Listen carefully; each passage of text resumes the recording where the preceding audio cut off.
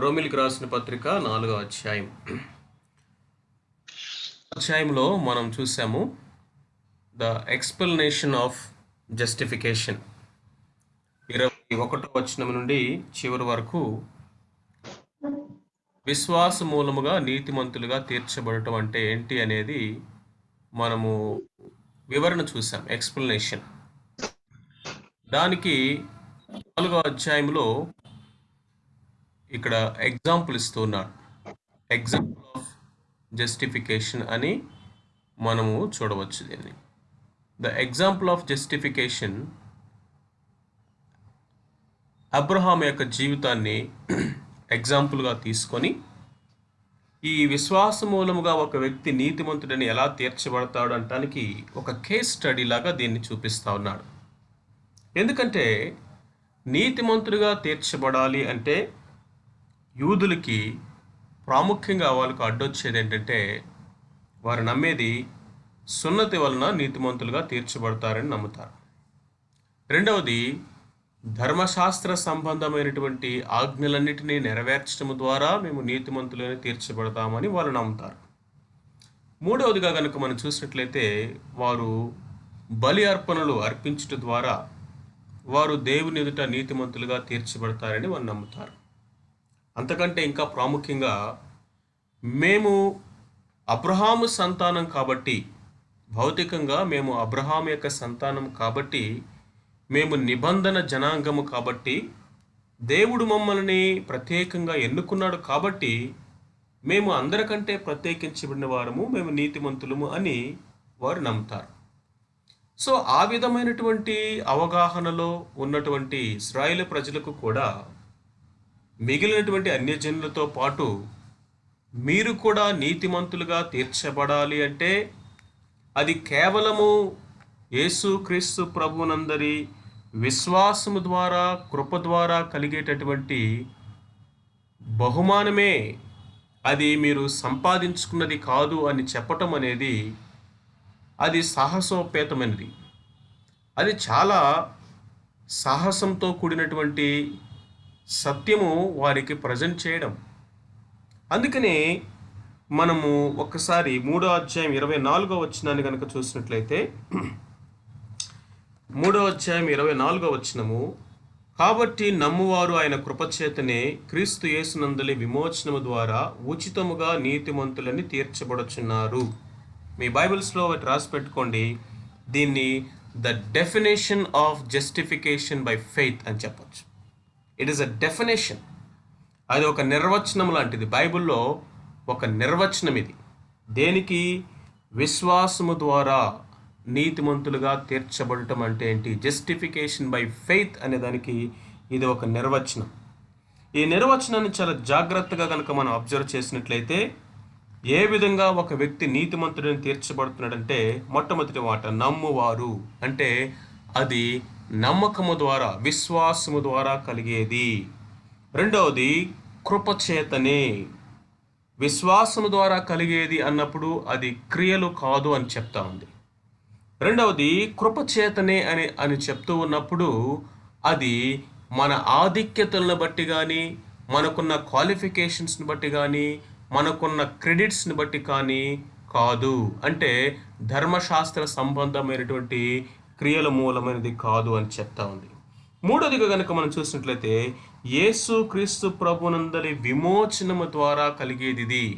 అది యేసుక్రీస్తు ప్రభువారు మన పక్షముగా ఆయన చేసినటువంటి సిలువ బలియాగము ద్వారా, సిలువ మీద జరిగినటువంటి ట్రాన్సాక్షన్ ఇది. ఆయన నా పాపాన్ని ఆయన మీదకి ఆపాదించుకోవటము ద్వారా ఆయన నీతిని నాకు ఆపాదించాడు అనేటువంటి ఆధారంతో ఈ యొక్క సత్యాన్ని, ఈ యొక్క డాక్ట్రిన్ని, ఈ యొక్క డెఫినేషన్లో ఎస్టాబ్లిష్ చేస్తూ ఉన్నాడు. అంతేకాకుండా అది ఉచితముగా అనుగ్రహించేది అని చెప్పినప్పుడు అది నువ్వు ఒక జీతంలాగా, లేకపోతే ఒక ట్రోఫీ లాగా, ఒక ప్రైజ్ లాగా నువ్వు గెలుచుకొని, లేకపోతే కష్టపడి సంపాదించి శాలరీ లాగా పొందేది కాదు. It's not a wages or it is not a winning prize, but it is a gift of God. అది ఉచితముగా అనుగ్రహించేది అనేది ఈ వచనం మనకు అర్థమవుతుంది. ఈ యొక్క 24వ వచనం మనకి ఎంత క్లియర్గా ఆ వచనం మనకు అర్థమైతే జస్టిఫికేషన్ బై ఫెయిత్ అనేటువంటి డాక్ట్రిన్ మనకు ఈ సత్యము అంత క్లియర్గా అర్థమవుతుంది.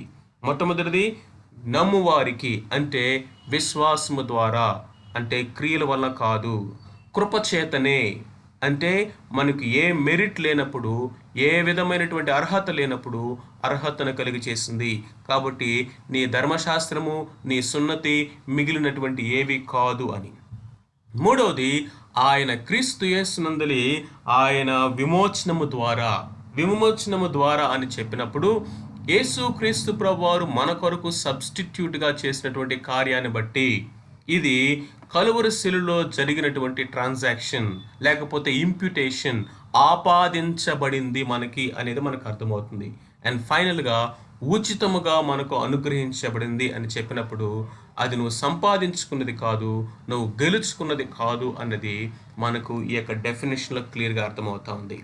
దీన్ని ఎక్స్ప్లెయిన్ చేస్తూ ఒక కేస్ స్టడీని తీసుకుంటున్నాడు 4వ అధ్యాయంలో.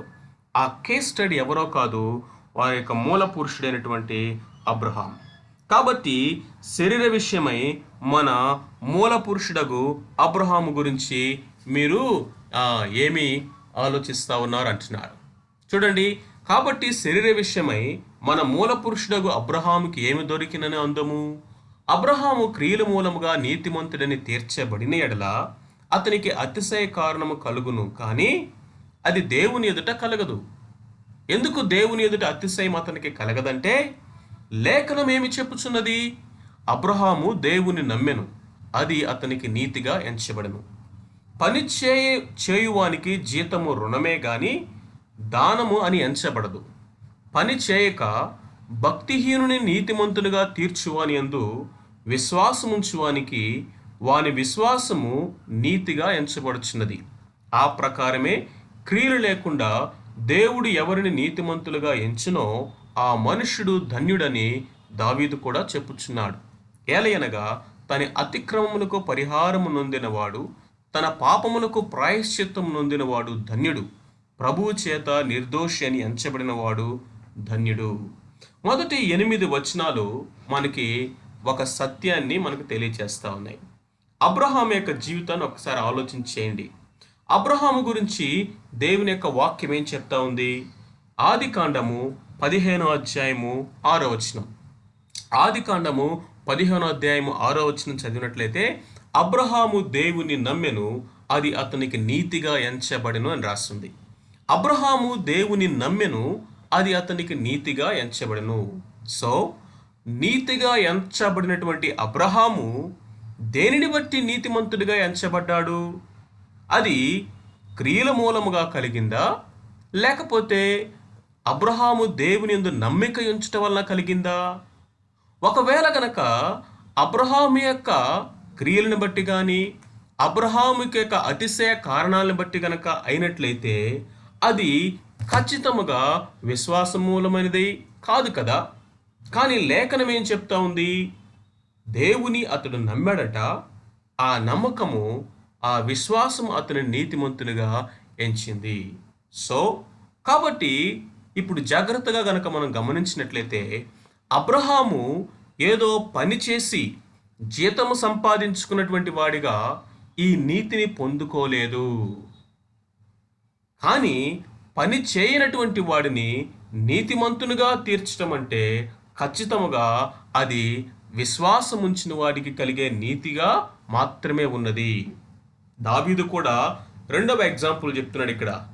మొట్టమొదటి ఎగ్జాంపుల్ ఏమో అబ్రహాము దేవుని నమ్మెను, అది అతనికి నీతిగా ఎంచబడెను.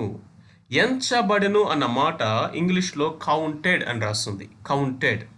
కౌంటెడ్ అనేటువంటి వర్డ్ ఈ 4వ అధ్యాయంలో 11 సార్లు రాయబడింది.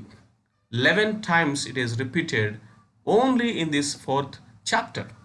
కౌంటెడ్ అన్న మాటకు అర్థం ఏంటంటే to put into another's account.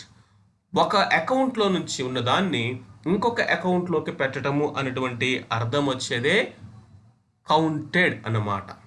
లేకపోతే ఇంకా కొంచెము డాక్ట్రినల్గా టెక్నికల్గా మాట్లాడాలంటే ఇంప్యూటెడ్ అని రాస్తుంటుంది. ఇంప్యూటెడ్ అంటే, ఇంప్యూటేషన్ అన్న మాటకు అర్థం ఏంటంటే మన యొక్క అకౌంట్లోకి ఇంకొకరి యొక్క అకౌంట్లో నుంచి జమ చేయబడటము. ఇది ప్యూర్లీ ఒక ట్రాన్సాక్షనల్ వర్డ్ ఇది. అదే మనం ఇక్కడ చూస్తాం. అబ్రహాము దేవుని నమ్మెను, అది అతనికి నీతిగా ఎంచబడెను. అంటే అతని యొక్క అకౌంట్లోకి నీతి యాడ్ అయింది, ఆపాదించబడింది. రెండవది, సెకండ్ ఎగ్జాంపుల్ దావీదు గురించి. కీర్తన గ్రంథము 32వ కీర్తన మనము గనక మొదటి 2 వచనాలు గనక చదివినట్లయితే, కీర్తనాకారుడైనటువంటి దావీదు కూడా ఈ కీర్తన ఎప్పుడు రాశాడంటే బెత్షెబాతో పాపం చేసిన తర్వాత, ఎంతో ఘోరమైనటువంటి పాపములో పడిపోయినటువంటి ఈ యొక్క దావీదు తన యొక్క అతిక్రమములు, తన యొక్క పాపముల గురించినటువంటి ప్రాయశ్చిత్తమును పొందినవాడుగా, క్షమించబడినవాడుగా ఈ మాటలు రాస్తూ ఉన్నాడు. తన అతిక్రమములకు పరిహారము నొందినవాడును, తన పాపములకు ప్రాయశ్చిత్తము నొందినవాడు ధన్యుడు. యెహోవా చేత నిర్దోషిని ఎంచబడినవాడు, ఆత్మలో కపటము లేనివాడును ధన్యుడు. నిజమైనటువంటి ధన్యజీవి ఎవరయ్యా అంటే, లేకపోతే నిజమైనటువంటి ధన్యత, బ్లెస్సెడ్నెస్, ఆశీర్వాదం ఏంటంటే దేవుని చేత నిర్దోషి అని ఎంచబడుట, తన పాపములకు ప్రాయశ్చిత్తము నొందుట, తన అతిక్రమములకు పరిహారము నొందుట. ఏ విధముగా ఒక వ్యక్తి తన అతిక్రమములకు పరిహారం నొందాడు? ఇప్పుడు దావీదు యొక్క జీవితాన్ని మనం చూసినా ఏ విధంగా అతడు దేవుని దృష్టికి నీతిమంతుడిగా తీర్చబడ్డాడు చూడండి. అది తన క్రియల ద్వారా కలిగినదైతే దావీదు వ్యభిచారిగా, దావీదు నరహంతకుడుగా, దావీదు ఒక దొంగగా, అబద్ధమాడినవాడిగా, పొరుగువారి భార్యను ఆశించిన వాడిగా, ఇతరులని మోసం చేసినటువంటి వాడిగా, ఈ విధంగా 10 ఆజ్ఞల్లో ఉన్నటువంటి అన్ని ఆజ్ఞలను ఒకేసారి తప్పిపోయిన వాడిగా, నరశిక్షకు లేకపోతే నరక శిక్షకు లేకపోతే మరణ శిక్షకు పాత్రుడైనటువంటి వాడిగా నిలబడ్డాడు. అతని క్రియల మూలముగా చూస్తే ఏ విధంగా కూడా అతను నీతిమంతుడిని ఎంచబడ్డాడు కదా. మరి ఏ విధంగా ఇప్పుడు దావీదు ఇక్కడ నేను ధన్యుడును అంటూ ఉన్నాడు? ఈ యొక్క ధన్యవచనము ఏ విధంగా దావీదు క్లెయిమ్ చేసుకోగలుగుతున్నాడు? ఈ 2 యొక్క స్టేట్మెంట్స్ని లేకపోతే 2 ఎగ్జాంపుల్స్ని మనం ముందుకు తీసుకురావటం ద్వారా మొట్టమొదటిగా ఒక సత్యాన్ని ఇక్కడ ఎస్టాబ్లిష్ చేస్తా ఉన్నారు. ఏంటంటే అది అబ్రహాము అయినా సరే, దావీదు అయినా సరే, వీరిద్దరూ అయినా సరే దేవుని ఎదుట నీతిమంతుడిగా తీర్చబడింది విశ్వాసము ద్వారానే కానీ క్రియల మూలముగా కలిగినది కాదు.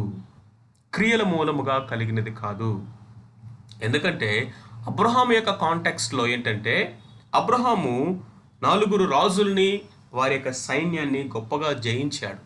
లోతును తన కుటుంబాన్ని విడిపించాడు. ఇప్పుడు మరలా వాళ్ళు తిరిగి వస్తారేమో యుద్ధానికి అన్నట్లుగా అక్కడ ఎదురు చూస్తూ ఉన్నాడు కాచుకొని. దేవుడు అతనికి ప్రత్యక్షమై, అబ్రహాము ఒకసారి బయటికి రా అన్నాడు. ఆకాశ నక్షత్రాలను చూడు, వాటిని లెక్కబెట్టగలిగితే నువ్వు లెక్కబెట్టు అన్నాడు. నా వల్ల కాదు ప్రభు అన్నాడు. సముద్రపు ఇసుక రేణువులను చూపించాడు. వీటిని నువ్వు లెక్కబెట్టగలిగితే నువ్వు లెక్కపెట్టు అన్నాడు. ఇది కూడా నా వల్ల కాదు ప్రభు అన్నాడు. అప్పుడు దేవుడు అబ్రహాముతో అన్నాడు, ఇదిగో నీ సంతానము ఆకాశ నక్షత్రాల వలె, ఇదిగో సముద్రపు ఇసుక రేణుల వలె నేను ఆశీర్వదించబోతున్నాను. నీవు భూమి యొక్క సమస్త వంశములకు ఆశీర్వాదకరంగా అవుతావు అని దేవుడు అబ్రహామునికి ఆశీర్వాదాన్ని సంబంధమైనటువంటి వాగ్దానం ఇచ్చాడు.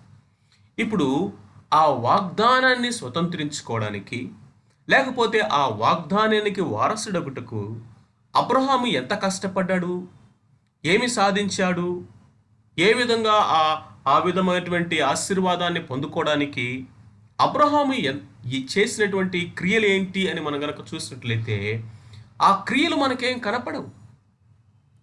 దేవుడిచ్చినటువంటి వాగ్దానాన్ని నమ్మాడంతే. నమ్మి ఆ వాగ్దానాన్ని గట్టిగా పట్టుకున్నాడు. సో కాబట్టి ఇప్పుడు అబ్రహాము యొక్క జీవితమైనా సరే, దావీదు యొక్క జీవితంలో అయినా సరే వారు నీతిమంతులుగా తీర్చబడింది. అది పాత నిబంధనైనా నూతన నిబంధనైనా సరే, ఏదైనా సరే దేవుని యొక్క క్రమము ఒక్కటే. దేవుడు ఏ విధంగా ఒక దోషిని, ఏ విధముగా ఒక పాపిని నిర్దోషిగాను నీతిమంతుడిగాను ఎంచుతాడంటే అది వారి క్రియలను బట్టి కాదు, అది కేవలము విశ్వాసము ద్వారా అనేది చెప్తా ఉన్నాడు.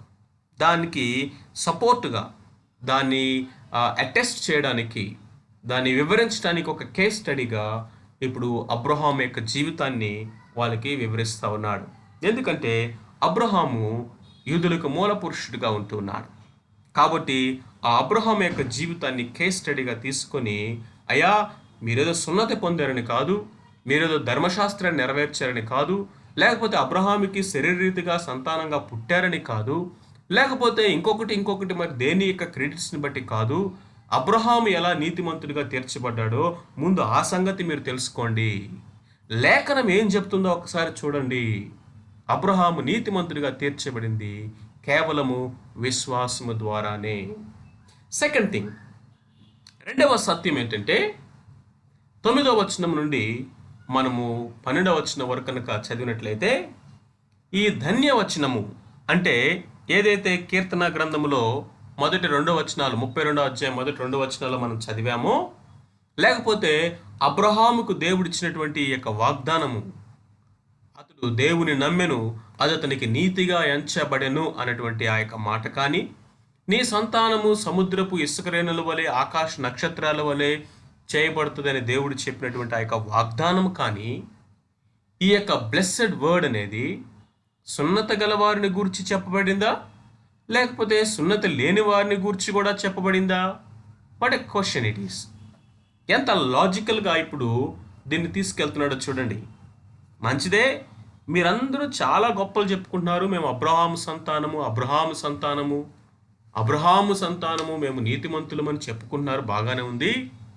అబ్రహాము నుండి మేము సున్నతి పొందిన వారం అని చెప్పేసి మీ సున్నతి గురించి అతిశయిస్తూ ఉన్నారు, బాగానే ఉంది. మా మూల పురుషుడైన అబ్రహాముకు దేవుడు వాగ్దానం చేశాడు కాబట్టి మేము వాగ్దాన పుత్రులము అని వాగ్దానాల గురించి కూడా గొప్పలు చెప్పుకుంటున్నారు, బాగానే ఉంది. ఒక్కసారి నాకు సమాధానం చెప్పండి, దేవుడు ఈ వాగ్దానాన్ని కేవలము సున్నత గల వారికే ఇచ్చాడా, లేకపోతే సున్నతి లేని వారికి కూడా ఇచ్చాడా? ఒకవేళ గనక సున్నతి గల వారికి మాత్రమే ఇచ్చాడంటే మీ అతిశయం ఓకే. మరి అబ్రహాం యొక్క పరిస్థితి ఏంటి? అబ్రహాము యొక్క విశ్వాసం అతనికి నీతి అని ఎంచబడుచున్నది కదా, మంచిదే. అది ఏ స్థితి అందు ఎంచబడింది? ఇప్పుడు ఒక్కసారిగా బుల్స్ ఆయన టచ్ చేసినట్లుగా డైరెక్ట్ పాయింట్ దగ్గరికి వచ్చేసాడు. ఏంటి ఇక్కడ డైరెక్ట్ పాయింట్? అబ్రహాము యొక్క విశ్వాసము అతనికి నీతిగా ఎంచబడుచున్నదని దేవుని వాక్యం చెప్తుంది. మీరందరూ దాన్ని ఓకే అన్నారు, నమ్ముతున్నారు, మంచిదే.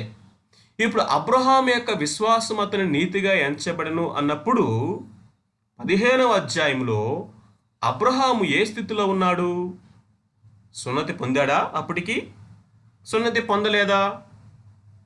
అంటే దేవుడు అతనికి ప్రత్యక్షమై, నీ సంతానము సముద్రపు ఇసుక రేణుల వలె అవుతుంది, నీ సంతానము ఆకాశ నక్షత్రాల వలె చేస్తాను, నీ ద్వారా ప్రపంచంలో ఉన్నటువంటి కుటుంబాలని, దేశాలని, వంశాలన్నీ ఆశీర్వదిస్తానని దేవుడు అబ్రహాముకి వాగ్దానం చేసినప్పుడు, అబ్రహాముని ఆ వాగ్దానమునికి వారసుడిగా ఎంచినప్పుడు అబ్రహాం యొక్క పరిస్థితి ఏంటి?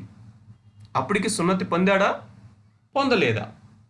నిజానికి కనుక మనం చూసినట్లయితే అబ్రహాము సున్నతి పొందింది ఎక్కడ? 17వ అధ్యాయంలో.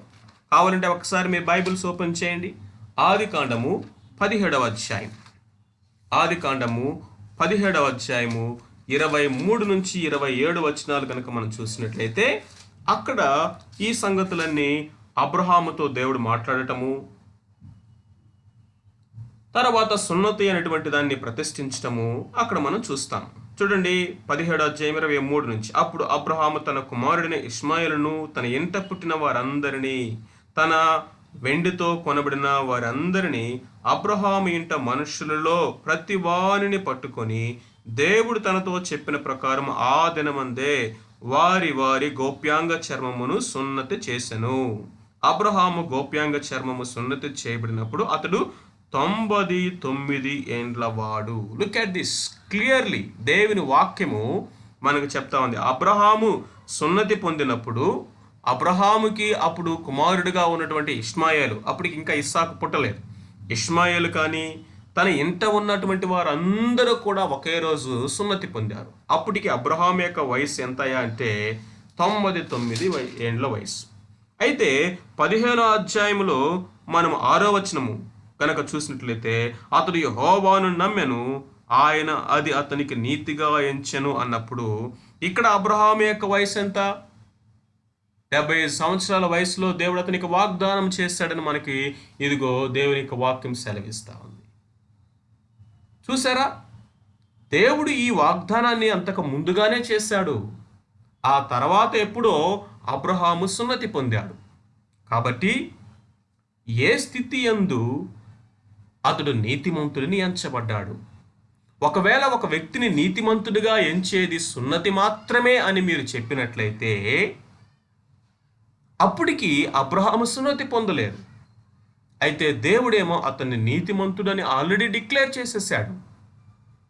కాబట్టి 11వ వచనం, మరియు సున్నతి లేని వారైనను నమ్మిన వారందరికీ అతడు తండ్రి అగుట వలన వారికి నీతి ఆరోపించుటకై అతడు సున్నతి పొందక మునుపు తనకు కలిగిన విశ్వాసము వలనైన నీతికి ముద్రగా సున్నతి అను గుర్తు పొందెను. Very important verse, beautiful verse. మొట్టమొదటేమో అబ్రహాము తన విశ్వాసాన్ని బట్టి నీతిమంతుడిని ఎంచబడ్డాడు. Statement 1 true. రెండవ స్టేట్మెంట్ చెప్తున్నాడు, అబ్రహాము నీతిమంతుడిని ఎంచబడినప్పుడు అతని యొక్క స్థితి ఏంటి? సున్నతి పొందలేదు. క్లియర్. Statement number 2. ఇప్పుడు స్టేట్మెంట్ నెంబర్ 3 ఏంటంటే, ఎందుకని దేవుడు అతని సున్నతి పొందక మునుపే నీతిమంతుడని ఎంచాడు? ఎందుకు ఈ వాగ్దానాన్ని అతనికి అనుగ్రహించాడంటే, సున్నతి లేనివారు కూడా నమ్మిన వారందరికీ, అతడు సున్నతి కలిగిన వారైనను సున్నతి లేని వారైనను, ఇంక్లూడింగ్ అన్సర్కంసైజ్డ్, సున్నతి లేని వారైనను నమ్మిన వారందరికీ అతడు తండ్రి అగుట వలన వారికి నీతి ఆరోపించుటకై అతడు సున్నతి పొందక మునుపు తనకు కలిగిన విశ్వాసము వలనైన నీతికి ముద్రగా సున్నతి అను గుర్తు పొందెను. సో సున్నతి అనేది ఒక వ్యక్తికి రక్షణని అనుగ్రహించట్లేదు. సున్నతి అనేది ఒక వ్యక్తిని నీతిమంతునిగా చేయట్లేదు. కానీ విశ్వాసమే అతని నీతిమంతునిగా తీరుస్తూ ఉంది. మరి ఈ సున్నతి ఎందుకు అంటే, ఏ యొక్క విశ్వాసము ద్వారా అయితే అబ్రహాము నీతిమంతుడిని ఎంచబడుతున్నాడో ఆ విశ్వాసానికి గుర్తుగా దేవుడు సున్నతిని చేయించాడు. Very important. చాలా జాగ్రత్తగా దీన్ని అర్థం చేసుకోవాలి. అబ్రహాము ఏం నమ్మాడంటే, దేవుని వాగ్దానాన్ని నమ్మాడంతే. వాగ్దానము చేసిన దేవుడు నమ్మదగిన వాడని నమ్మాడు. వాగ్దానం చేసిన దేవుడు సర్వశక్తి గల దేవుడని నమ్మాడు. వాగ్దానం చేసిన దేవుడు ఈ వాగ్దానం నెరవేర్చుటకు శక్తి గలవాడు అని నమ్మాడు. నమ్మి వెంటనే ఇంట్లో నుంచి బయలుదేరాడు. నమ్మి దేవుడు నడిపిస్తున్నటువంటి ప్రయాణంలో దేవునితో కలిసి నడవటం ప్రారంభించారు. ఆ విధంగా అబ్రహాము దేవుని నమ్మాడు అంటానికి తన క్రియలు, తన యొక్క నిర్ణయాలు, తను తీసుకుంటున్నటువంటి ఆ యొక్క విశ్వాస సంబంధమైనటువంటి అడుగులు అతన్ని ఆటోమేటిక్గా లోకము నుండి, సున్నతి లేనటువంటి అంటే లోకము నుండి, దేవుని ఎరగనటువంటి ప్రజల నుండి అతన్ని ప్రత్యేకపరిచింది. ఇప్పుడు దేవుడు అంటున్నాడు, అబ్రహామా, నువ్వు నా కొరకు ప్రత్యేకించబడిన వాడివి. ఎందుకంటే నీవు విశ్వాసం ఉంచావు నా మీద. ఈ విశ్వాసాన్ని బట్టి నేను నిన్ను నీతిమంతుడిని డిక్లేర్ చేసేస్తున్నాను. నీకు కలిగినటువంటి విశ్వాసము ద్వారా నువ్వు నీతిమంతుడిని తీర్చబడ్డావు కదా, దానికి ఒక గుర్తుగా నీవు, నీ ఇంట ఉన్న వారందరూ, నీకు కలగబోయే సంతానం వారందరూ, ఇది మొదలుకొని తరతరముల వరకు ఒక గుర్తుగా మీరందరూ సున్నతి పొందండి. ఇప్పుడు ఈ సున్నతి అనేది విశ్వాసం వల్ల కలిగిన నీతికి ముద్రే కానీ నీతిమంతులుగా తీర్చబడడానికి రిక్వైర్మెంట్ కాదు. That's the point here. 12వ వచనం, మరియు సున్నతి గలవారికి తండ్రి అగుటకు అనగా సున్నతి మాత్రము పొందినవారు కాక. Do you identify that bold verses? పైనేమో సున్నతి పొందని వారికి తండ్రి అగుటకు, కిందేమో సున్నతి పొందిన వారికి కూడా తండ్రి అగుటకు అని చెప్పి ఎంఫటికల్గా సున్నతి మాత్రము పొందినవారు కాక, మన తండ్రి అయిన అబ్రహాము సున్నతి పొందక మునుపు అతనుకు కలిగిన విశ్వాసం యొక్క అడుగుజాడలను బట్టి నడుచుకునిన వారందరికీ తండ్రి అగుటకు ఆ గురుతు పొందెను. సో ఇప్పుడు ఈ సున్నతి అనేటువంటి ఈ గుర్తు దేనికయా అంటే, మొట్టమొదటిది, ఈ సున్నతి అనే గుర్తు అబ్రహాముని ఎందుకు దేవుడు పొందమని చెప్పాడంటే, సున్నతి పొందని వారు కూడా విశ్వాసం వల్ల కలిగినటువంటి నీతిని బట్టి మీరు కూడా నీతిమంతులుగానే తీర్చబడతారు అనేదానికి గుర్తుగా.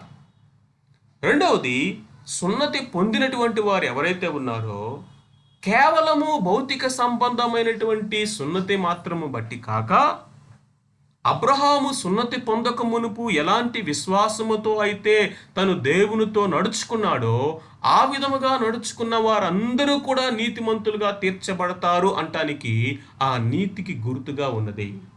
So the conclusion from 9th verse to 12th verse is, ఇక్కడ కంక్లూషన్ ఏంటి అంటే, అబ్రహాము సున్నతి పొందక మునిపే తనకు కలిగినటువంటి విశ్వాసమును బట్టే నీతిమంతుడిని తీర్చబడ్డాడు. కాబట్టి సున్నతి పొందని వారైనా సరే, అబ్రహాము ఏ విధంగా అయితే సున్నతి పొందక మునుపు విశ్వాసాన్ని బట్టి నీతిమంతుడిని తీర్చబడ్డారో ఆ విధముగానే నీతిమంతులుగా తీర్చబడగలరు. అబ్రహాముకి పిల్లలు కూడా అవ్వగలరు. రెండవది, ఎవరైతే అబ్రహాము సంతానముగా భౌతిక సంతానముగా తర్వాత వచ్చారో, సున్నతి పొందారో, కేవలము భౌతిక సంబంధమైన సున్నతి మాత్రమే కాదు కానీ అబ్రహాము యొక్క విశ్వాసపు అడుగు జాడలను బట్టి నడుచుకున్న వారందరికీ కూడా అబ్రహాము తండ్రి అగుటకు, సున్నతి గలవారికి తండ్రి అగుటకును, సున్నతి లేని వారికి తండ్రి అగుటకును, సున్నతిని బట్టి కాక విశ్వాసమును బట్టే నీతిమంతుడుగా ఒక వ్యక్తి తీర్చబడతాడు అంటానికి ఆ నీతికి గుర్తుగా అబ్రహాము సున్నతి పొందబడ్డాడు. సో కంక్లూషన్ ఏంటంటే, Abraham was justified by grace, not by the law. Not by the law. ఎందుకంటే అబ్రహాము అప్పటికి కూడా ఒక జెంటైల్ లాగానే ఉన్నాడు. చూడండి, అబ్రహాము సున్నతి పొందక మునుపు అన్యుడే. అబ్రహాము ఇంకా సున్నతి పొందక మునుపు మన భాషలో చెప్పాలంటే ఒక అన్యుడిగానే ఉన్నాడు. అబ్రహాముని దేవుడు పిలిచినప్పుడు విగ్రహాలు అమ్ముకుంటున్నటువంటి వాడు. ఆ మెసపటోమియా దగ్గర ఊరనే పట్టణంలో కల్దీల దేశంలో దేవుని ఎరగని వాడుగా ఉన్నటువంటి వాడు అబ్రహాము. అబ్రహాముని దేవుడు పిలిచాడు. ఆ పిలుపులో దేవుడు అతనికి ఒక ప్రామిస్, వాగ్దానాన్ని ఇచ్చాడు. ఆ వాగ్దానాన్ని నమ్మాడు. ఆ నమ్మకమే అతన్ని నీతిమంతులుగా తీర్చింది. Look at the definition again. నమ్మువారు అందరికీ. మీ డెఫినేషన్ని ఒక బంపర్ స్టిక్కర్ లాగా మన కళ్ళ ముందు కనిపిస్తూ ఉండాలి. 3:24. ఆ 3:24లో నుంచే ఇప్పుడు అబ్రహాము యొక్క కేస్ స్టడీని ఎక్స్ప్లెయిన్ చేసుకుంటూ ఉన్నాడు. ఇప్పుడు నీతిమంతులుగా తీర్చబడేది ఎవరయ్యా అంటే నమ్మువారందరూ. ఇప్పుడు అబ్రహాముని నీతిమంతులుగా తీర్చింది ఏంటి అంటే నమ్మకము, విశ్వాసము.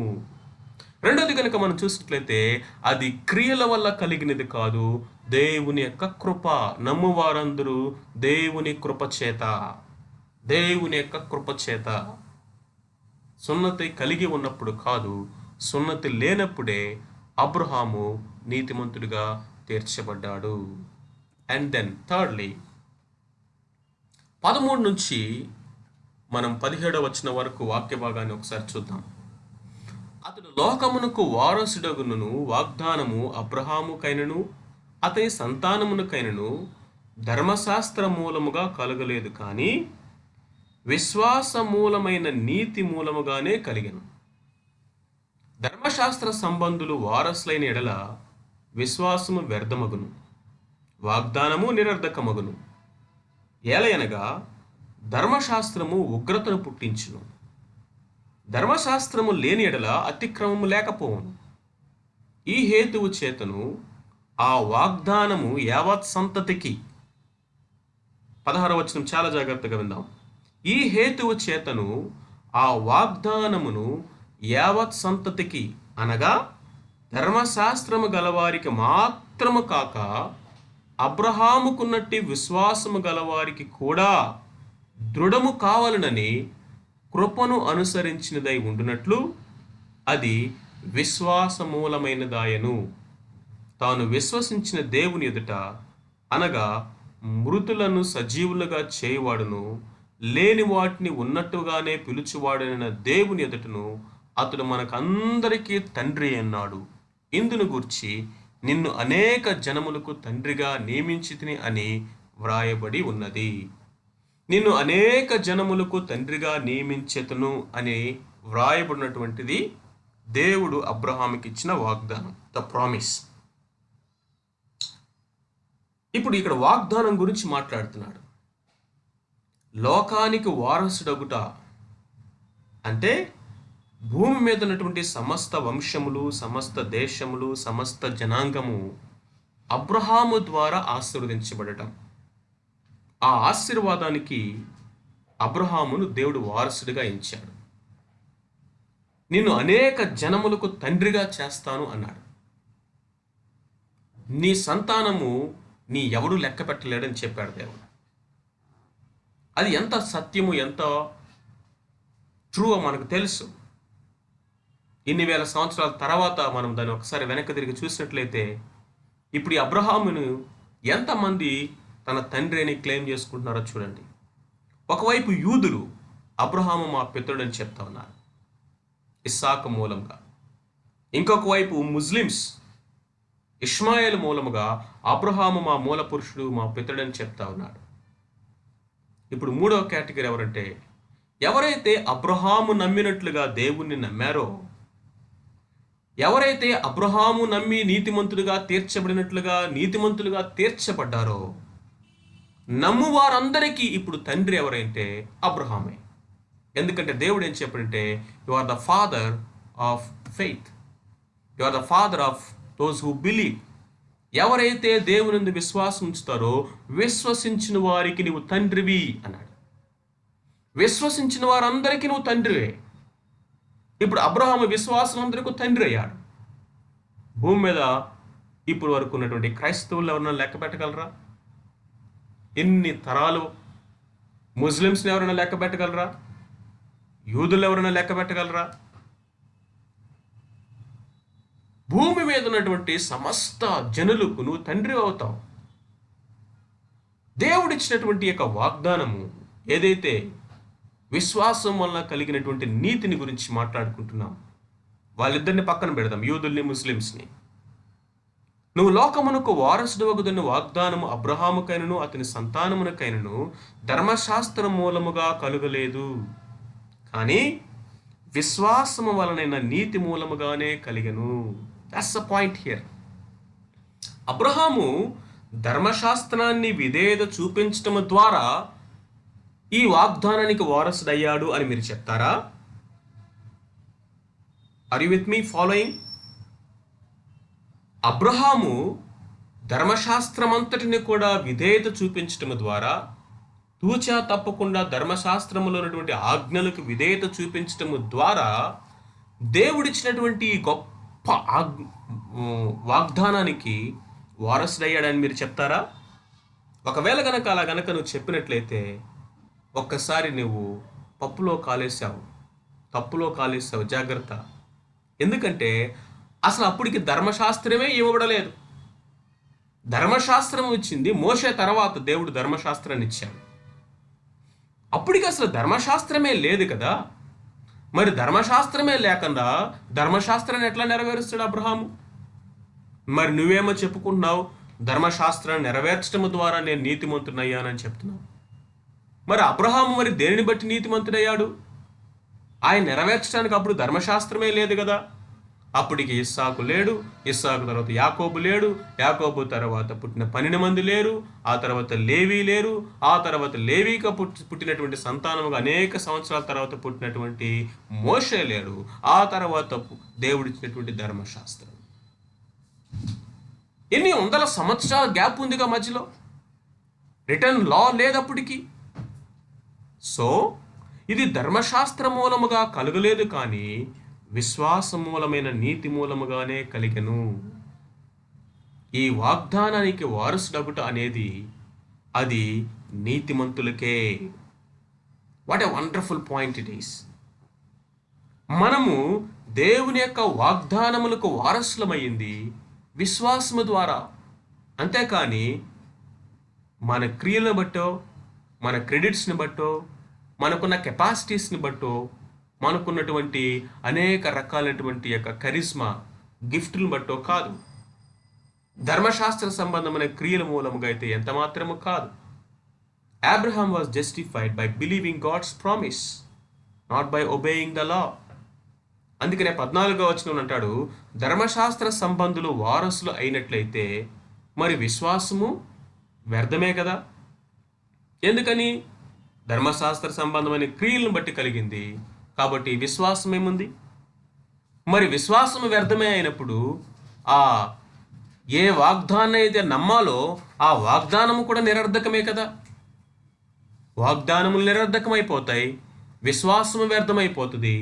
అది ధర్మశాస్త్రాన్ని బట్టి కలిగిందైతే. కాబట్టి లేదు, అది ధర్మశాస్త్ర మూలముగా కలగలేదు, కానీ విశ్వాస మూలమైనటువంటి నీతి మూలముగానే అది కలిగింది. ఎందుకంటే ధర్మశాస్త్రము ఉగ్రతను పుట్టిస్తుంది. ధర్మశాస్త్రం లేకపోతే అతిక్రమం లేదు. ధర్మశాస్త్రం అనేది ఒక లైన్ గీసేస్తుంది, నువ్వు అటుంటావా ఇటుంటావా చెప్పు అంటుంది అంతే.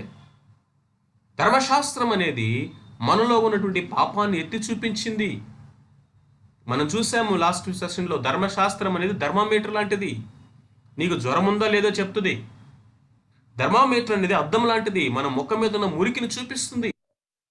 మనం ఎంత అగ్లీగా ఉన్నామో, మనం ఎంత పాప స్థితిలో, ఏ విధముగా మనము దేవునికి దూరమైపోయి, ఏ విధముగా దేవుని ఉగ్రతకు పాత్రులమైపోయి, దేవుని పరిశుద్ధతకి ఎంతగా దిగజారిపోయి నైతికంగా మనం ఉన్నామో, ఆ మొదటి 3 అధ్యాయాల్లో ఉన్నటువంటి ఆ డాక్ట్రిన్ ఆఫ్ సిన్, ఆ పాపము ద్వారా కలిగినటువంటి ఆ భయంకరమైనటువంటి ఆ యొక్క పడిపోయినటువంటి పతనమైపోయినటువంటి డిప్రావిటీ ఏదైతే ఉందో ఆ స్థితిలో కనపడతావు నువ్వు ధర్మశాస్త్రం ముందు నిలబడినప్పుడు.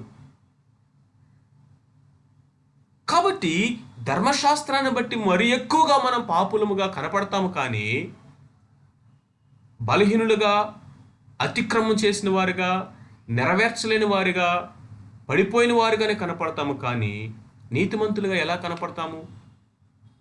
అందుకంటాడు, ఈ హేతువు చేతను వాగ్దానము, ఏదైతే ఈ వాగ్దానము దేవుడిచ్చాడో అది కేవలము ధర్మశాస్త్రము కలిగిన వారికి మాత్రమే కాదు, సున్నతి పొందిన వారికి మాత్రమే కాకుండా యావత్ సంతతి అందరికీ కూడా కలగాలని, అబ్రహాముకున్నటువంటి విశ్వాసము గల వారికి అది కలగాలని దేవుడు ఈ వాగ్దానాన్ని దృఢపరిచి, అది క్రియల మూలముగా కాక కృపను అనుసరించినదైనట్లు అది విశ్వాస మూలము ఆయను.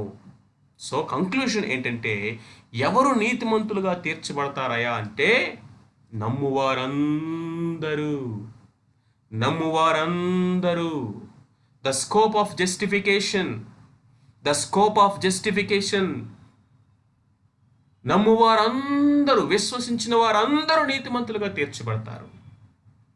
ద ఆరిజిన్ ఆఫ్ జస్టిఫికేషన్ ధర్మశాస్త్రము కాదు. The origin of justification circumcision, సున్నతి కాదు. The origin of justification is faith. అది విశ్వాస మూలమైనదై. మూలము, ఆరిజిన్ విశ్వాసమే ప్రియులారా, ధర్మశాస్త్రము కాదు, క్రియలు కాదు, లేకపోతే సున్నతి కాదు. సున్నతి పొందాము కాబట్టి దీన్ని మేము స్వతంత్రించుకున్నాము. నో, ధర్మశాస్త్రమును మేము అనుసరించాము, కలిగి ఉన్నాము కాబట్టి దీన్ని మేము స్వతంత్రించుకున్నాము. No, the origin is faith. The means, అది నీ వరకు రావడానికి కారణం ఏంటో తెలుసా? అది ధర్మశాస్త్రము కలిగిన వారికి అయితే నీ దాకా వచ్చేది కాదు. అది సున్నతి పొందిన వారికి మాత్రమే అంటే నీ దాకా నా దాకా వచ్చేది కాదు. ఈ క్రెడిట్స్ అన్నిటినీ, ఈ ఆధిక్యతలన్నింటినీ కొట్టి పడేసి, అది హీదెనైనా, హిపోక్రట్ అయినా, హీబ్రూ అయినా, ఎవడైనా సరే అందరూ కూడా పడిపోయిన వారే, పతనమైపోయిన వారే. కాబట్టి అందరికీ కృప కావాలి. ఏ భేదము లేదు, అందరూ దేవుడిని గురించి మహిమను పొందలేకపోతున్నారు. కాబట్టి అందరికీ కావాల్సింది కృప. అందుకే ఇది కృపను అనుసరించినదై ఉండునట్లు విశ్వాసమూలమైనదాయను. What a beautiful verse it is. Abraham కూడా అదిగో అతడు ధర్మశాస్త్ర సంబంధమైనటువంటి క్రియల మూలముగా ఈ వాగ్దానానికి వారసుడయ్యాడు అనుకుంటున్నారేమో. అప్పటికి ధర్మశాస్త్రమే లేదు. అబ్రహాము కూడా తాను పొందిన సున్నతిని బట్టి నీతిమంతుడయ్యాడు అనుకుంటున్నారేమో. అప్పుడు అతడు ఇంకా సున్నతి పొందలేదు. అబ్రహాముని ప్రపంచానంతటికీ ఆశీర్వాదకరంగా దేవుడు చేస్తాను అని వాగ్దానం ఇచ్చినప్పుడు ఆ వాగ్దానము కేవలము ధర్మశాస్త్ర సంబంధులకే అని మీరు అనుకుంటారేమో. కాదు కాదు, అది యావత్ సంతతికి, అనగా ధర్మశాస్త్రము గలవారికి మాత్రమే కాక అబ్రహాముకు ఉన్నట్టు విశ్వాసము గలవారికి కూడా దృఢము కావాలనని, నిశ్చయము కావాలని, ఫర్ షూర్ అది అందాలి అని కృపను అనుసరించినదై ఉన్నట్లు అది విశ్వాస మూలమైనదాయను. తాను విశ్వసించిన దేవుని ఎదుట. ఇది మనము నెక్స్ట్ స్లైడ్లో చూద్దాం. సో ఇప్పుడు 3 కంక్లూజన్స్ మనము చేసాం. మొట్టమొదటి కంక్లూజన్ ఏంటంటే అబ్రహాము యొక్క సున్నతిని బట్టి కాదు, ఎందుకంటే అప్పటికి అబ్రహాము సున్నతి పొందలేదు. రెండవది, అబ్రహాము ధర్మశాస్త్ర సంబంధమైన క్రియలు చేయడం ద్వారా కాదు, ఎందుకంటే అప్పటికి ధర్మశాస్త్రమే లేదు. మూడవది, అబ్రహాముకు దేవుడిచ్చిన వాగ్దానము కేవలము ధర్మశాస్త్రము గలవారికి మాత్రమే కాదు, అది యావత్ సంతతి అందరికీ. అందుకనే అది విశ్వాస మూలముగాను కృపను అనుసరించినదిగాను అయింది. ఎందుకంటే ఆ అబ్రహాము ఈ వాగ్దానాన్ని స్వతంత్రించుకోవడానికి అతడు చేసిందంతా కూడా విశ్వాసం ఉంచటమే, దేవుని యొక్క కృపను అతడు అనుభవించటమే. కాబట్టి అబ్రహాము యొక్క వాగ్దానానికి వారసుడగుట అనేది కృపను అనుసరించినదై విశ్వాస మూలముగానే కలిగింది. ఇన్ ద సేమ్ వే అబ్రహాముకు కలిగినటువంటి అలాంటి విశ్వాసము ఎంతమందికైతే కలుగుతుందో వారందరికీ కూడా కృపను అనుసరించినదై విశ్వాసము మూలమైనదై అబ్రహాము యొక్క వాగ్దానము వారికి కూడా కలుగుతుంది. సో గుడ్ న్యూస్ ఏంటో తెలుసా?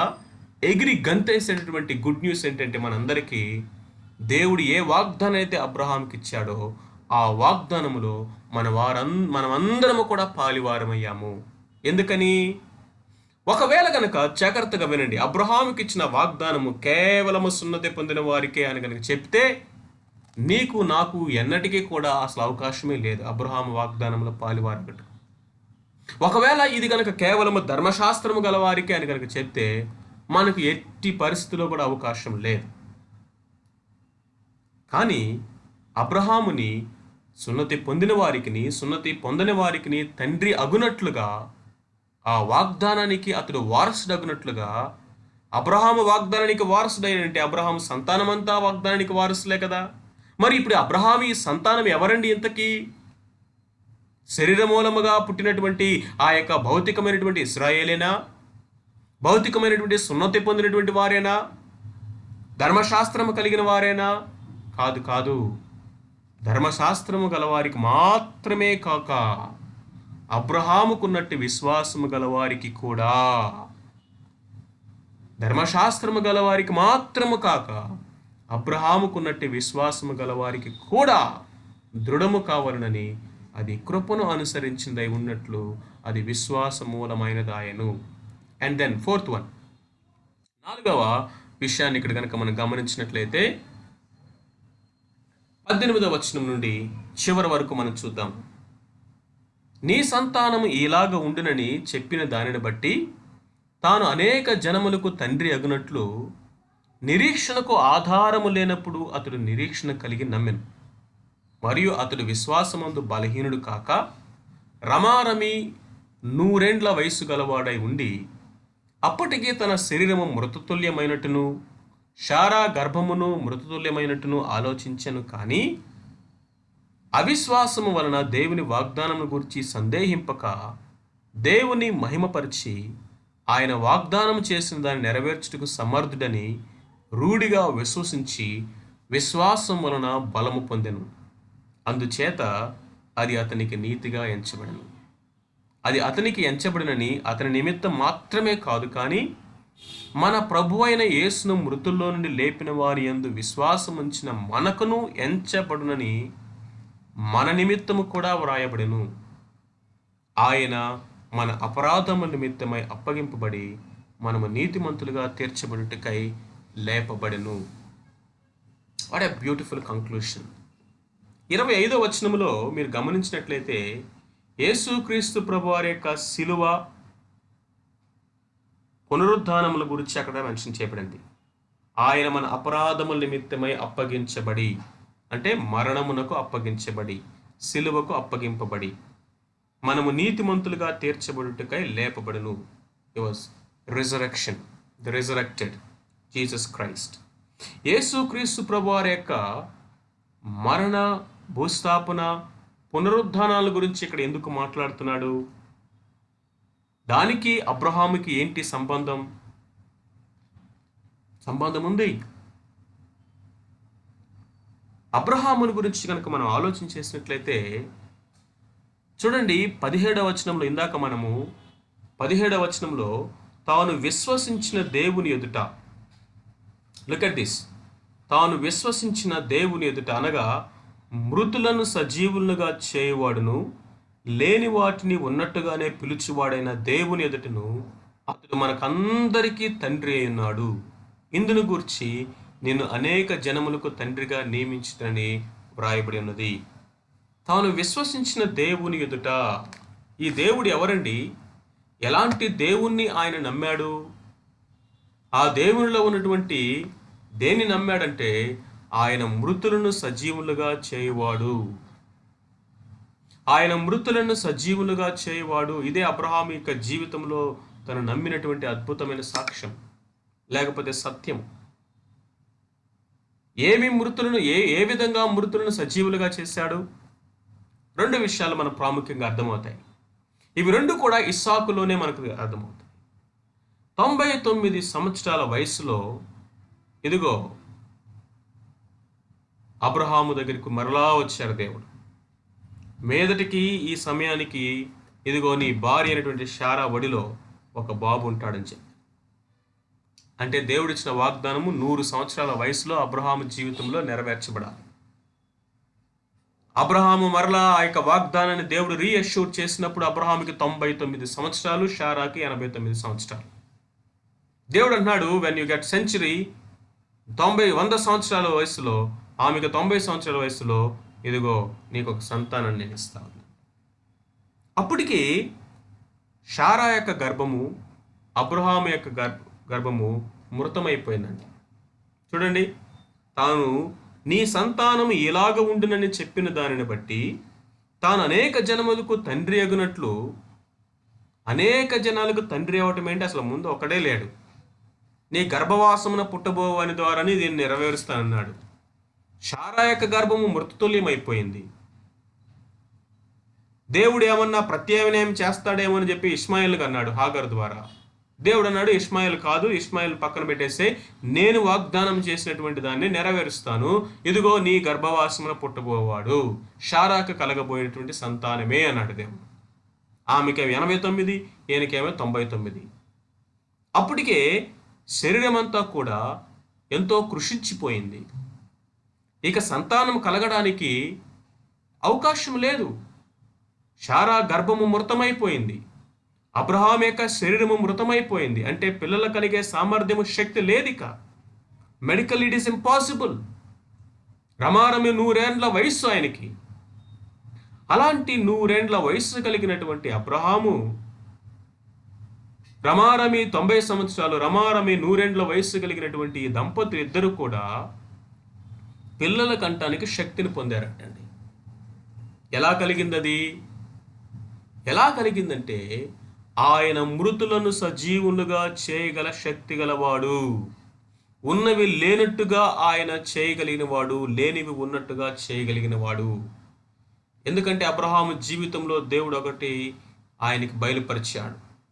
నేను సర్వశక్తి గల దేవుడును, నేను సర్వశక్తి గల దేవుడును, దీన్ని నమ్ము చాలును అంతే అన్నాడు. ఆయన సర్వశక్తిని అబ్రహాము నమ్మాడు. మృతులను సజీవులుగా చేయగలడు. ముందు ఏ మృతులను? మృతులైనటువంటి నన్ను, మృతురాలైపోయినటువంటి నా భార్యను ఆయన సజీవులుగా చేయగలడు. Abraham was dead and Sarah was also dead concerning begetting children. పిల్లలను కనే విషయంలో వీరిద్దరు మృతులే. ఈ మృతులైన వారిని దేవుడు సజీవులుగా చేశాడు. సజీవులుగా చేసి ఇదిగో దేవుడు వాగ్దానం చేసినటువంటి దాన్ని నెరవేర్చాడు. నమ్మడానికి కానీ నిరీక్షించడానికి కానీ ఆధారము లేని స్థితిలో అబ్రహాము దేవుని నమ్మి అతడు నిరీక్షణ కలివాడుగా ఉన్నాడట. నిరీక్షణకు ఆధారం లేనప్పుడు అతడు నిరీక్షణ కలిగి నమ్మెను. ఇక వెయిట్ చేయటం అనేది, నిరీక్షించటం అనేది ఇంకా కలుగుతుంది, జరుగుతుంది అంటానికి నీకేమైనా పిచ్చా అంటారు వెళ్ళి ఏమైనా మనుషులు. డాక్టర్ దగ్గరికి వెళ్ళి మెంటల్ ఏమైనా వచ్చిందా అని చెప్పేసి ఆయన్ని ముసలోడా నువ్వు పో నీకేమైనా మెంటలా అని చెప్పేసి బయటికి నెట్టేస్తారు. అబ్రహాం నిరీక్షణకు ఆధారం లేదు, కానీ దేవుని యొక్క వాక్యం అంటుంది ఆయన మృతులను సజీవులుగా చేయగలవాడు. డాక్టర్స్ అంటున్నారు, మెడిసిన్ అంటుంది, హిస్టరీ అంటుంది, టెక్నాలజీ అంటుంది, సైన్స్ అంటుంది, యు ఆర్ డెడ్ అబ్రహాం. అబ్రహామా నువ్వు మృతుడవు, శారామ్మా నువ్వు మృతురాలివి, మీ గర్భము మృతమైపోయింది, మీ యొక్క శక్తి మృతమైపోయింది, మీకు పిల్లల కలగరు. అబ్రహాం అంటున్నాడు మృతులను సజీవులుగా చేయగలవాడు నా దేవుడు అంటున్నాడు. ఆ విశ్వాసము, ఆ నమ్మకం ఏదైతే ఉందో అదే ఆ వాగ్దానాన్ని నెరవేర్చుటకు సమర్థుడైన రూఢిగా విశ్వసించి వాళ్ళు బలాన్ని పొందుకున్నారంట. ఈ విశ్వాసమే వారి నీతిగా ఎంచింది. రెండవ ఒకేషన్, కొన్ని సంవత్సరాల తర్వాత మరలా దేవుడు మాట్లాడుతున్నాడు అబ్రహాంతో. అబ్రహామా నీకు కలిగిన ఏకైక కుమారుడు, నువ్వు అత్యధికంగా ప్రేమించినటువంటి నీ కుమారుని ఇస్సాకును తీసుకెళ్లి నా కోసం దహన బలి అర్పించమన్నాడు. దేవుని వాగ్దానాలు ఉన్నాయి. నీవు అనేక జనములకు తండ్రి వగుతావు, భూమి యొక్క సమస్త వంశములు యందు ఆశీర్వదించబడును. ఇవన్నీ ఉన్నాయి. ఇవి వాగ్దానం చేసిన దేవుడే. ఆయన అబద్ధమాడుటకు నరుడు కాదు. ఆయన వాగ్దానాలు ఎన్నడూ తప్పిపోవు. ఇవన్నీ తెలుసు అబ్రహాముకి. అయితే అబ్రహాముతో దేవుడు ఇప్పుడు అంటున్నాడు, నువ్వు వెళ్ళి అతన్ని కుమారుని దహన బలి అర్పించు. ఇప్పుడు ఇస్సాకు మృతమైపోతాడు, ఇస్సాకు చనిపోతాడు, చనిపోయి కాలిపోయి బూడిదవుతాడు. మరలా అబ్రహాము నోటు ఒకే మాట, మృతులను సజీవులుగా చేయగల శక్తి గల దేవుడు నా దేవుడు. ఎప్పుడైతే అబ్రహాము ఈ మాటను, మొదటి మాటను నమ్మాడో అబ్రహాముని దేవుడు నీతిమంతుడని తీర్చేశాడు. ఎప్పుడైతే అబ్రహాము రెండవ సంగతి నమ్మాడో నువ్వు నమ్మిన వారందరికీ తండ్రి వగుదువని దేవుడు చెప్పేశాడు. 15వ అధ్యాయములేమో వాగ్దానాన్ని నమ్మినటువంటి అబ్రహాముని నీతిమంతుడని తీర్చిపడేశాడు. 22వ అధ్యాయములోనేమో ఇదిగో చనిపోయిన తర్వాత మృతుల్లో నుంచి, బూడిదలో నుంచి కూడా ఇస్సాకును తిరిగి లేపగలడని నమ్మి మృతులను సజీవులుగా చేయగలడనటువంటి ఆ సత్యాన్ని ఎరిగినటువంటి అబ్రహాముని ప్రపంచానికి తండ్రిగా చేసి పడేశాడు. వాగ్దానానికి వారసుడిగా డిక్లేర్ చేసేసాడు. ఆ రోజే ఇందును బట్టి నీవు నన్ను అత్యధికంగా ప్రేమించువాడు అని ఇదిగో అబ్రహామా నువ్వు రుజువు చేసుకున్నావు. ఇప్పుడు ఇవన్నీ చెప్తూ 23, 24, 25 వచనాలు అద్భుతమైన కంక్లూజన్. దాన్ని మనం మిస్ అవ్వకూడదు. ఈ వాగ్దానం ఇచ్చాడు, వాగ్దానం ఇచ్చిన దాన్ని దేవుడు నెరవేర్చగల శక్తి గలవాడని నమ్మాడు. అబ్రహాము శారమ్మ ఇద్దరు మృతులైపోయినప్పటికీ మృతులను సజీవులుగా చేయగల శక్తి గలవాడని నమ్మాడు. విశ్వాసాన్ని బట్టి వాగ్దానము సందేహించకుండా దేవుణ్ణి మహిమపరిచారు. ఆ విధముగా దేవుణ్ణి మహిమపరుస్తూ వాగ్దానాన్ని నమ్మడము ద్వారా వారు సంతానాన్ని కంటానికి శక్తిని పొందారు. ఈ విధముగా విశ్వాసం ద్వారా వాళ్ళు నీతిమంతులుగా ఎంచబడ్డారు అని చెప్పి 23వ వచనంలో అంటాడు, అది అతనికి ఎంచబడినని అతని నిమిత్తం మాత్రమే కాదు కానీ అది అతని నిమిత్తం మాత్రమే కాదు, మన ప్రభు అయిన యేసును మృతులలో నుండి లేపిన వానింది విశ్వాసముంచిన మనకును ఎంచబడునని మన నిమిత్తము కూడా వ్రాయబడును. ఏది అది? 23వ వచనంలో అది అంటే అర్థమేంటి? జస్టిఫికేషన్. నీతిమంతులుగా తీర్చబడటము అనేది వాగ్దానాన్ని నమ్మినటువంటి అబ్రహాము విషయంలో మాత్రమే కాదు. మృతులను సజీవులుగా చేయగలడని అబ్రహాము ఏ వాగ్దానాన్ని నమ్ముట ద్వారా అబ్రహాము నీతిమంతుడిగా తీర్చబడ్డాడో అది అతనికి మాత్రమే కాదు. ఇక్కడ మృతులను సజీవులుగా చేయటం అనే ఇంకొక ప్రక్రియ కూడా ఉంది. ఇక్కడ ఈ ప్రక్రియ ఏంటంటే, మన ప్రభు అయినటువంటి యేసుక్రీస్తుని మృతుల్లో నుంచి లేపిన దేవుని యందు విశ్వాసం ఉంచినటువంటి మనల్ని కూడా నీతిమంతులుగా తీర్చబడేటకు అది ఆధారం అవుతుంది. అది మన కోసం కూడా, మన నిమిత్తము కూడా రాయబడింది. మృతులను సజీవులుగా చేయగల దేవుడని అబ్రహాము నమ్మినప్పుడు ఆ పునరుద్ధాన శక్తిని అబ్రహాము పొందుకొని మృతతుల్యమైన గర్భములో నుంచి లెక్కకు విస్తారమైనటువంటి జనాంగానికి ఆధారమైనటువంటి ఇస్సాకును కనినప్పుడు ఆ పునరుద్ధాన శక్తిని నమ్మినటువంటి అబ్రహాము నీతిమంతుడిగా తీర్చబడ్డాడు కదా.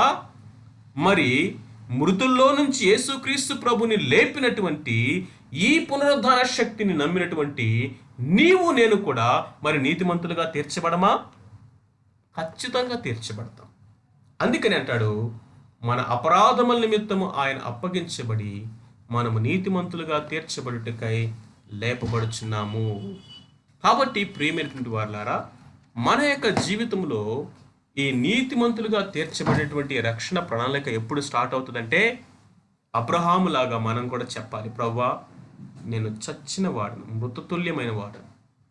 అబ్రహామా, నీ సొంత శక్తి చేత నువ్వు సంతానాన్ని కంటావా? ఒకసారి ట్రై చేస్తావా? 100 సార్లు ట్రై చేస్తావా? ఒకసారి ప్రయత్నించి చూడు.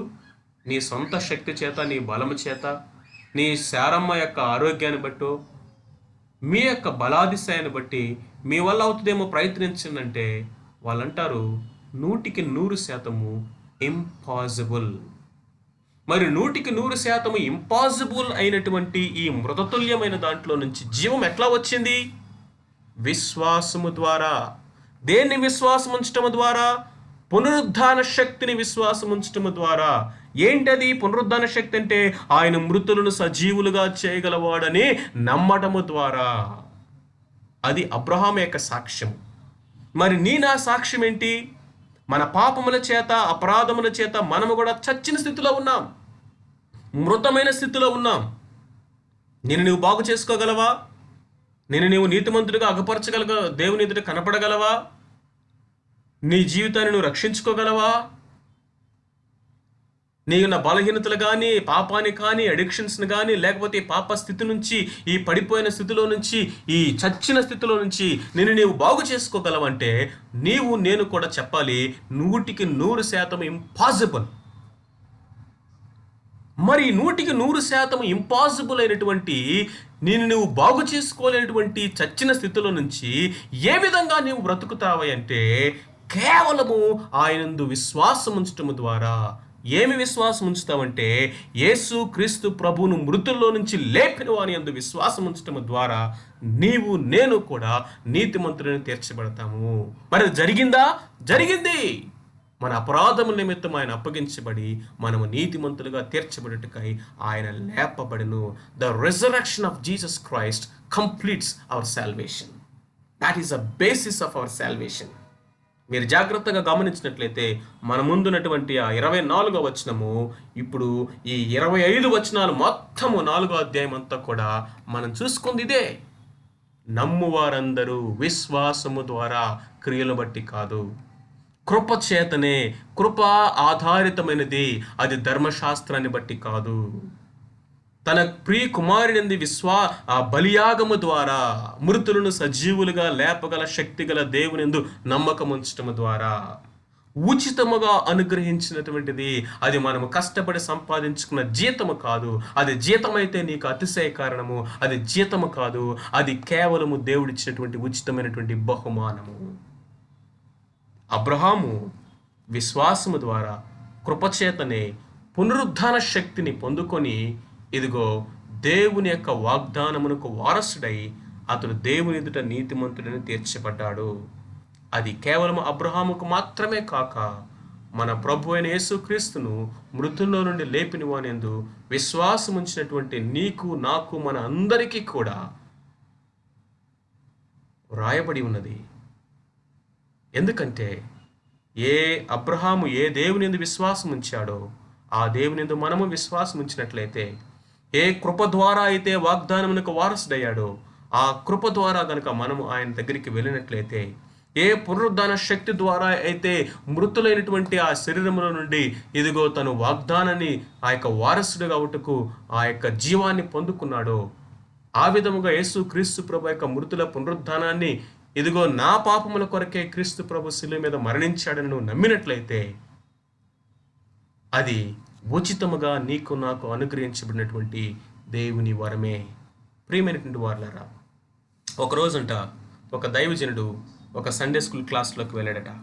Sunday school teacher Sunday school పిల్లల్ని ప్రశ్న అడుగుతా ఉంది.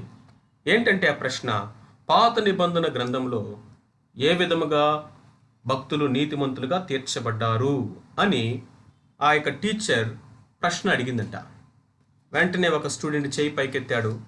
వెంటనే సరే ఏంటి చెప్పు అంటే, అప్పుడు వెంటనే ఆ యొక్క స్టూడెంట్ చెప్పాడట, పాత నిబంధన గ్రంథంలో ఏ విధంగా నీతిమంతులుగా తీర్చబడ్డారు అంటే, వెంటనే ఆయనంట ధర్మశాస్త్రాన్ని నెరవేర్చడం ద్వారా అన్నాడట. వెరీ గుడ్, రైట్ ఆన్సర్ అని టీచర్ చెప్పాడంట. వెంటనే ఆ దైవజనుడు వెనక కూర్చొని, నా యొక్క బైబిల్ చెప్తా ఉంది, ధర్మశాస్త్ర క్రియలను బట్టి ఎవడును దేవుని ఎదుట నీతిమంతులుగా తీర్చబడడు. 3వ అధ్యాయం కోట్ చేసేసాడు. ఓకే సరే, ఇంకొకరు చెప్పండి, పాత నిబంధన గ్రంథంలో ఏ విధముగా అందరూ నీతిమంతులుగా తీర్చబడ్డారు అంటే, ఇంకొకటి చేయెత్తాడట. సరే చెప్పు అంటే, బలి అర్పణల ద్వారా అని చెప్పాడట. బలులు అర్పించడం ద్వారా అంటే, very good, this is exactly right answer అని సండే స్కూల్ టీచర్ చెప్పాడట. వెంటనే వెనక కూర్చున్నటువంటి దైవజనుడు అప్పుడు ఇంకొక వచనం తీసుకొచ్చాడంట, ఎడ్ల యొక్క కోడెల యొక్క రక్తమును బట్టి పాపమును పరిహరించబడుట అసాధ్యము అన్నాడంట. ఒకసారిగా అనుకున్నంట, ఈయనేంటి నాకంటే ఎక్కువగా బైబిల్ తెలుసు అనుకుంటా, మరి సార్ మీరే చెప్పండి, ఏ విధముగా ఆ పాత నిబంధన గ్రంథంలో భక్తులు నీతిమంతులుగా తీర్చబడ్డారు మీరే చెప్పండి అంటే, అప్పుడు ఆయన చెప్పాడట, ఇదిగో కేవలము విశ్వాసము ద్వారా ఆయన కృపచేతనే, విశ్వాస మూలముగా ఆయన కృపచేతనే నీతిమంతులుగా తీర్చబడ్డాము.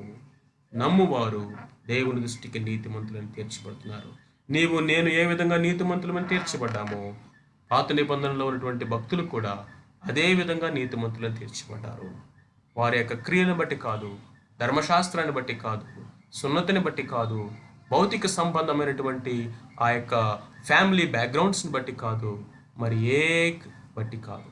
నీతిమంతుడు విశ్వాస మూలముగా ఇదిగో తీర్చబడేది, ఒక వ్యక్తి నీతిమంతుడిగా తీర్చబడేది కేవలం విశ్వాస మూలముగానే. అది దేవుని యొక్క కృపచేత, యేసు క్రీస్తు ప్రభు వారి యొక్క ఆ యొక్క బలియాగమును ఆధారం చేసుకొని ఉచితముగా అనుగ్రహించినటువంటి దేవుని వరము. కాబట్టి నమ్మువారు ఆయన కృపచేతనే క్రీస్తు యేసునందలి విమోచనము ద్వారా ఉచితముగా నీతిమంతులని తీర్చబడుచున్నారు. మన నోట్లో ఈ మాట కొన్ని వందల సార్లు అది రిపీట్ అవ్వాలి. ఈ యొక్క రోమన్స్ మనం బుక్ స్టడీ చేస్తా ఉన్న కొలది ఈ మాట మన కంటతో వచ్చేసేయాలి. అందరూ ఒకసారి మరలా ఈ మాటను జ్ఞాపకం చేసుకుందాం. కాబట్టి నమ్మువారు దేవుని కృపచేత క్రీస్తు యేసునందలి విమోచనము ద్వారా ఉచితముగా నీతిమంతులని తీర్చబడుతున్నారు. By faith through grace on the basis of the redemption on the cross and freely it is available. That is justification. Abraham యొక్క కేస్ స్టడీలో పౌలు అద్భుతంగా ఈ విషయాన్ని మనకు వివరిస్తూ ఉన్నాడు. The faith that is required of Abraham is the same required of you and me and us. ఏ యొక్క విశ్వాసం అయితే అబ్రహాము చూపించాడో అదే విశ్వాసం Abraham make a demand, faith. Your demand, our demand is faith. Requirement is only faith, not the law, not the circumcision, not the good works, not anything else. అతనికి ఎంచబడినని అతని నిమిత్తం మాత్రమే కాదు, మన ప్రభు అయిన యేసును మృతుల్లో లేపిన వాని యందు విశ్వాసం ఉంచిన మనకును ఎంచబడినని మన నిమిత్తము కూడా వ్రాయబడను. ఆయన మన అపరాధముల నిమిత్తమై అప్పగించబడి మనము నీతిమంతులుగా తీర్చబడుటకై ఆయన తిరిగి లేచి ఉన్నాడు. ప్రియమైనటువంటి సహోదరుడా, సహోదరి, నీ అపరాధముల నిమిత్తమై శిలువ మీద అప్పగించబడి నేను నీతిమంతుడిగా తీర్చుటకై పునరుద్ధానుడైనటువంటి ఆ క్రీస్తు ప్రభునందున విశ్వాసం ఉంచావా? లేకపోతే ఇంకా నీ సొంత క్రియలు, నీ సొంత నీతి, సొంత భక్తిని, సొంత ఆ యొక్క స్వనీతిని ఆధారం చేసుకొని వ్యర్థ ప్రయత్నాలు చేస్తున్నావా? ఆయన కృప ఇదిగో నేను ఆకర్షిస్తూ ఉండగా ఆయన విశ్వాసం ఉంచు, నేను ఉచితముగా ఆయన నీతిమంతుడిగా తీరుస్తాను. దేవుడి అట్టి కృపను నీకు నాకు మనందరికీ అనుగ్రహించునుగాక. ఆమేన్.